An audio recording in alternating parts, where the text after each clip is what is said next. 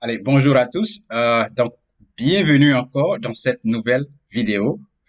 Prenez position, comme vous le savez d'habitude. N'oubliez pas de nous donner le thumbs up pour dire que vous aimez la vidéo. Partagez autour de vous. Et n'oubliez pas de toujours poser vos questions en commentaire. Mon nom c'est Amani Serge. Et aujourd'hui, j'ai trouvé une vidéo sur la plateforme Meta ou Facebook qui m'a inspiré. Et c'est cette vidéo-là que je souhaiterais partager avec vous. Mais avant cela, écoutons cette petite musique. Merci, merci.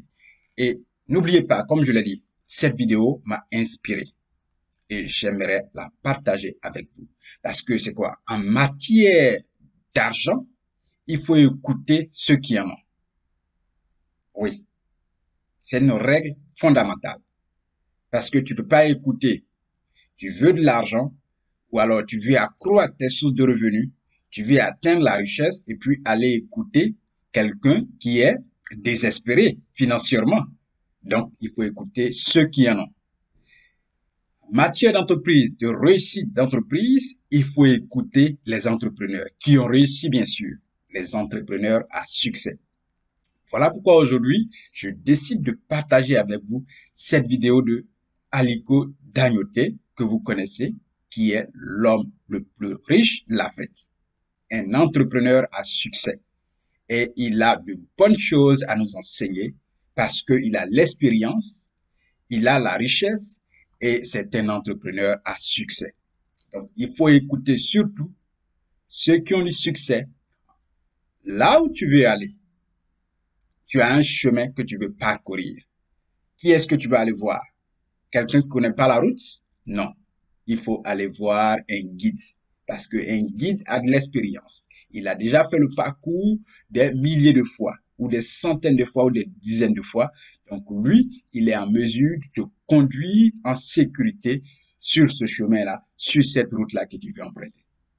Voilà pourquoi nous allons écouter aujourd'hui mot par mot, phrase par phrase, Monsieur Aliko Dangote, qui est l'homme le plus riche de l'Afrique. Oui, écoutons ce monsieur que j'admire formidablement.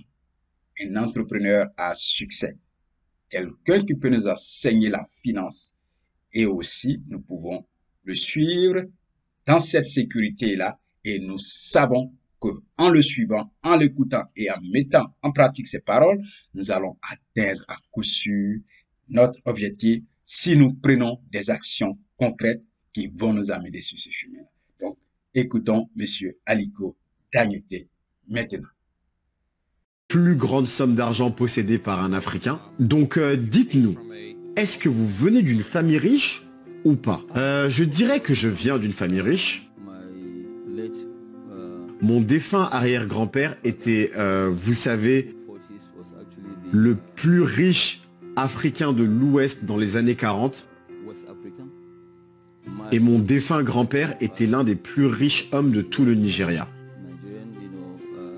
Vous savez, donc son nom de famille était Dentata, et cela vient de mon côté maternel. Et donc mon père était, je dirais, raisonnablement riche, mais vous savez, il était des deux côtés, donc le business et également la politique. L'une des choses dont je suis vraiment très fier, c'est que je n'ai pas hérité d'argent de mon père. J'ai vraiment construit tout ce que j'ai en partant de zéro. Votre père est décédé lorsque vous étiez relativement jeune. Oui, il est mort lorsque j'avais 8 ans. Mais donc il n'a pas laissé dans son testament une somme d'argent conséquente pour vous. Il a laissé de l'argent dans son testament, mais vous savez, mais tout ce dont j'ai hérité dans son testament par rapport à tout ce qu'il possédait, je l'ai donné à la charité à ce moment-là. Donc est-ce que vous êtes allé à l'université du coup au Nigeria? Non, je suis allé à l'université en Égypte. Ok, l'Égypte, et vous avez étudié quoi du coup? Le business. Ok, donc vous avez eu votre diplôme à quel âge? J'ai eu mon diplôme aux alentours de mes 20 ans. Donc vous êtes retourné du coup de l'Égypte vers le Nigeria. Et donc qu'est-ce que vous avez fait? Vous avez cherché un travail? Qu'est-ce que vous avez fait? J'ai commencé d'abord à travailler avec mon oncle pendant quelques mois. Mais après je suis allé à Lagos qui est la capitale du Nigeria. Et là j'ai commencé mon propre business. Et il était très simple, c'était acheter du ciment et le revendre. C'était vraiment un tout petit business. Donc vous avez 20 ans, 21 ans, vous commencez à acheter du ciment. Vous êtes un... Oui, vous ne faites pas le ciment vous-même. Vous faites du trading. À ce moment-là, effectivement, je faisais du trading. Le ciment ciment est votre business principal et nous allons en parler dans un moment. Mais expliquez-nous pourquoi est-ce que le ciment a une telle part dans la richesse de l'Afrique. Vous savez, le problème quand vous regardez le ciment, c'est ce qui permet de construire des infrastructures. Et nous avons beaucoup de déficits d'infrastructures. Vous savez, au Nigeria seulement, nous avons un déficit de 17 000 habitations. Et lorsque du coup nous avons commencé avec le ciment au Nigeria, nous avons réalisé en fait que la majorité du ciment que nous possédions était importé de l'étranger. Et c'est pour ça du coup que nous nous sommes lancés dans ce business et du coup c'est une très longue histoire. Comment est-ce que j'arrive à renforcer, à cimenter mes liens business avec les autres pays africains, c'est bien cela? Vous savez donc, nous renforçons nos liens business avec les autres pays d'Afrique en regardant ce dont ils ont besoin et nous nous efforçons également de nous assurer que nous répondons à tous leurs besoins et surtout en nous assurant qu'ils sont autosuffisants par rapport à leurs besoins en ciment. Si vous regardez plus précisément, la majorité des pays africains, surtout avant, importaient la majorité de leur ciment. Donc ce que nous avons fait, c'est de répertorier tous les pays d'Afrique subsaharienne où il y avait un gros déficit de, vous savez, de ciment. Et nous avons réfléchi à la manière d'intégrer ces marchés et nous assurer que l'Afrique utilise ses propres matériaux, tout en préservant les réserves de change et bien sûr d'avoir le ciment le moins cher possible. Ce que nous faisons également, c'est que nous créons des emplois, nous créons de la prospérité et cela est un partenariat où tout le monde est gagnant. Bien sûr, nous allons gagner de l'argent, mais en même temps, le pays avec lequel nous allons travailler va économiser. Et en créant des emplois, nous créerons plus d'activités économiques à l'intérieur même du pays. Donc vous développez les pays. Et comment est-ce que vous êtes parvenu du coup à intégrer ces pays qui sont majoritairement des pays parlant français? Parce que les cultures sont tellement différentes. Bien sûr, ce sont tous des pays différents qui sont majoritairement dominés par les Français. Ça, c'est la première chose. Et deuxièmement, vous avez raison. Bien sûr, dans certains pays, cela a été très difficile.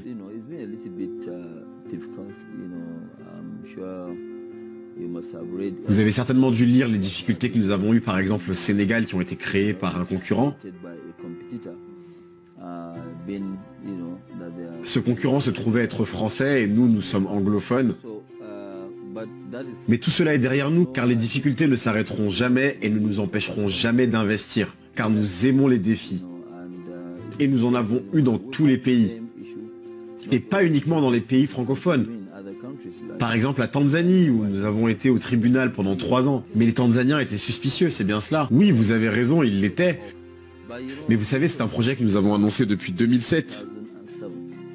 Mais leur perception, malheureusement, des Nigérians localement n'était vraiment pas bonne. Ce que nous sommes en train de faire, c'est l'Afrique qui investit en Afrique. Et cela n'est malheureusement pas habituel. Donc qu'importe là où nous allons, lorsque nous faisons des annonces de projets, de montants qui sont souvent très élevés, par exemple avoisinant les 400 millions de dollars ou 600 millions de dollars, ils ne nous croient tout simplement pas capables de le faire. Ils pensent simplement que c'est une arnaque classique nigériane. Ils ne nous croient jamais totalement, vous savez. Mais nous sommes très tenaces. Nous savons ce que nous faisons effectivement. Et nous restons sur nos positions, sur notre politique et notre manière de penser. Est-ce que vous pensez que vous changez l'image, la mauvaise image que certains Africains peuvent avoir par rapport aux Nigérians? Oui, je peux dire que nous sommes en train de changer cette perception.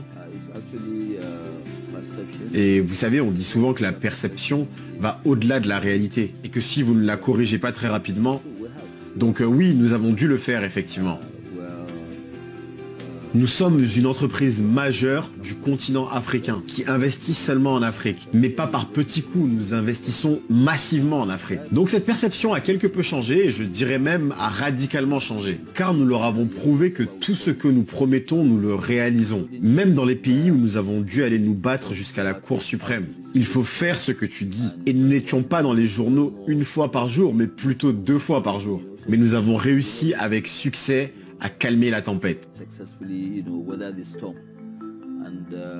Et nous savons que la tempête n'est pas partie définitivement, mais nous continuerons à nous battre. Et c'est ce qui nous anime, nous ne sommes pas paresseux. Et nous avons une stratégie qui est très agressive et nous n'avons pas peur d'affronter tout type de challenge, quand il s'agit de business surtout. Nous allons passer à la deuxième question, monsieur Dangote, pourriez-vous la lire s'il vous plaît? Oui, bien sûr, laissez-moi voir de quoi il s'agit. La seconde question est la suivante, la diversification est-elle la clé de votre succès? Du ciment aux pâtes, par exemple? Oui, bien sûr, c'est le secret de la réussite de notre business. Il faut savoir qu'il n'y a aucun business où tu ne seras pas soumis à des difficultés. Mais si vous avez différents types de business, il vous sera très difficile d'avoir des problèmes de partout en même temps. Donc nous ne sommes pas seulement dans le ciment, nous sommes également dans l'agroalimentaire. Donc si l'agroalimentaire ne se porte pas bien, le ciment ira très bien. Mais nous sommes également dans le pétrole, dans le gaz, nous sommes également dans les fertilisants et dans la construction également donc. Donc il y a plusieurs types de business dans le groupe, ce qui nous permet d'être totalement diversifiés. Par exemple, dans le domaine du ciment, nous allons être présents dans 16 pays. Et d'ici 1 an et demi à 2 ans, nous en serons à 65 millions de tonnes de ciment.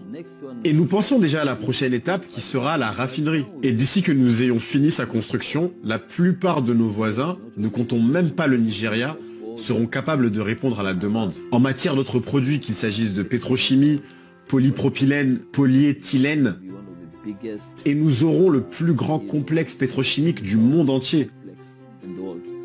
Et c'est ce que nous faisons actuellement. Du coup, j'aimerais vous poser la question de savoir comment vous réagissez face à ces pays africains qui ont des économies qui sont dominées par les relations avec des compagnies occidentales. La différence, vous savez, qu'on a entre les pays qui parlent français et disons-le, le Nigeria,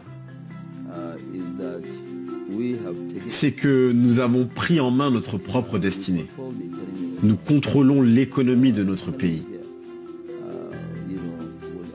Et je préfère m'excuser par rapport à tous les gens que cela va énerver, mais nous contrôlons notre économie. Ce qui n'est pas le cas de la plupart des pays francophones, où les citoyens n'ont pas le contrôle sur leur économie. Ces économies sont souvent contrôlées par des étrangers et qui parfois même dictent leurs termes et conditions de leurs contrats aux autres gouvernements et même à tout le monde. Et ce que nous pensons chez Dangote Group, c'est que nous sommes capables de transformer tout cela en allant dans ces différents pays et en investissant. Car ce sont des zones où il y a encore une dizaine d'années, il aurait été impossible de s'attendre à ce qu'un Nigérian aille dans un pays comme la Zambie ou encore le Sénégal par exemple et investir 400 millions de dollars. Le type d'investissement que nous mettons en place, ce n'est pas de mettre la pression sur les institutions financières nationales. Parce que nous n'empruntons pas d'argent localement. Non, nous ramenons notre financement du Nigeria à 100% et nous l'injectons dans le pays. Donc il n'y a pas un seul centime ou dollar qui sort de ce pays. C'est donc une grande opportunité que vous créez. Donc les autorités de ces pays devraient vous accueillir à bras ouverts. Oui, bien sûr, ils le font. Ils nous accueillent très bien. Par exemple, vous pensez à un pays où nous pensions qu'il serait très difficile de pouvoir nous implanter, comme le Cameroun. Nous nous sommes dit, regardez, les relations entre ce pays et le Nigeria ont été très difficiles avant. Mais au contraire, au Cameroun, ils nous ont donné un accueil en or. Honnêtement, nous avons été très bien reçus et nous avons eu tous les honneurs de la part du président qui nous a apporté beaucoup d'aide alors même que nous ne nous étions jamais rencontrés. Nous nous sommes rencontrés simplement bien après à Washington. Et le Premier ministre a été vraiment très gentil, très présent pour nous. Il a été très simple et il nous a permis de nous rendre compte des opportunités que représente ce pays. Le Cameroun, vous savez, le ministre de l'Industrie, le ministre du Commerce, le ministre des Finances, ils nous ont tous aidés. Il n'y a vraiment rien que nous leur avons demandé qui n'a pas été accordé. Et donc ça a été génial. Ils ont vraiment été fantastiques. Mais le meilleur de tous par rapport à l'accueil, ça reste l'Éthiopie. L'Éthiopie? Oui. Ah oui, l'Éthiopie a été vraiment génial. Nous allons terminer cette interview par une question joker. Est-ce que vous êtes fiers de ce que vous faites maintenant? Nous aimerions savoir chaque matin lorsque vous vous réveillez, que pensez-vous de vous-même ou de ce que vous êtes en train d'accomplir? Oui, vous savez, je pense que notre entreprise, oui bien sûr, grâce à des gens qui sont exceptionnels, a réalisé de grandes choses. Et nous avons des gens vraiment bons dans l'organisation. Mais et pour répondre à votre question, lorsque je me réveille le matin, comment est-ce que je me sens? Oui, je me sens très heureux. Je me sens heureux, mais pas totalement accompli, car bien sûr, il nous reste énormément de choses à faire. Et surtout, nous devons libérer l'Afrique économiquement, et cela doit être fait par nous, les Africains. Le seul moyen pour nous de prospérer, c'est que les Africains aient le leadership sur leurs économies. Que les étrangers verront ce que nous sommes en train de faire. Ensuite, ils se joindront à nous pour pouvoir aller plus loin. Bien sûr, nous ne pouvons pas nous développer tout seuls. Nous avons besoin de tout le monde, mais nous devons au moins diriger. Et quand je vois le futur, là, je deviens un homme encore plus heureux. Mais bien sûr, nous n'y sommes pas encore parvenus. Parce que quand je regarde le futur et que je me dis que rien n'est impossible dans cette vie, c'est vraiment un sentiment très plaisant. Une personne m'a demandé quel est votre objectif dans ce cas, et je lui ai répondu que je n'en avais pas. Mais il n'y a rien qui est impossible. Et arrivez-vous du coup parfois à prendre quand même quelques breaks? Oui, mais durant la période où nous sommes passés du négoce à la production, donc ça commence en 1996, j'ai dû passer 13 ans sans prendre de vacances. Vous savez, cela m'a pris à peu près 13 ans sans aucune vacances. Mais vous savez, j'ai appris de cela et maintenant j'essaye de prendre au moins un break de temps en temps, au moins une fois par an. Et j'essaie également de me reposer au maximum durant le week-end, autant que je le peux, car j'ai pour habitude de travailler le samedi également. J'essaye de me relaxer, de faire ce que j'aime le plus. Et du coup, voilà, c'est tout. Merci à vous. Donc, nos téléspectateurs sauront exactement ce qu'il faut faire s'ils veulent vraiment réussir. Merci. Mais dites-leur qu'ils doivent travailler 18 heures par jour, au moins au début. 18 heures? Oui, par jour, oui. J'espère que vous arrivez à travailler 18 heures par jour. Bien sûr, nous le faisons tous à Africa 24. Merci beaucoup de nous avoir accueillis ici et d'avoir accepté de répondre à ces questions. Merci à vous et je suis pressé d'entendre les retours de vos téléspectateurs.